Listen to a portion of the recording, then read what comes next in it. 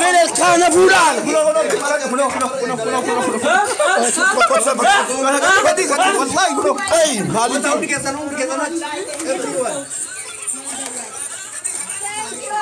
Injifano Garuma Injifano Garuma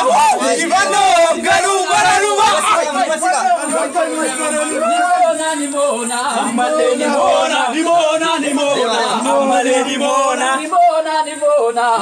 Nimona Ichone Romoti Nimona Arras Nimona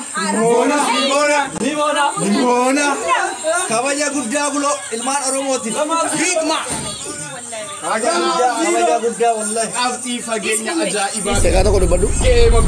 Sekata ko badu Anjecha sini kamu bakkuman sini getan sini argadde eyye intalon jabduda Rabbi Oromo qabadde insalfadhu jedhen ka kadde dhufe giftaron heddun ni betu Oromon is nanganne salfachine jeche sini fi qabu dubbachu sin dandau duga wallahi Ini tunjira baye na gammachi tari gammaja galatoma jeche narka bade Andi magifti di mamal mali cala ummanni Oromo akkasitti utul lubbuun jiru utuun fayyadaan akkasitti jiru akkasitti bakka kanatti akkasitti argame mata ol naqabe an jecha tokko siniif hin qabu ijoolleen gammachuu ibsatanu galatooma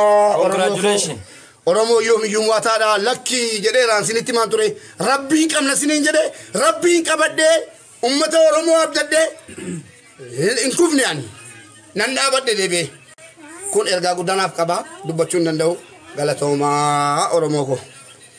Galatoma Oromoo galatoma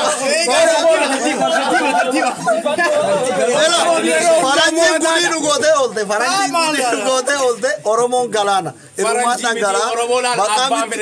Arrata barra kana Oromoo tu addunyaa dorgoma jechuudha addunyaa injifanne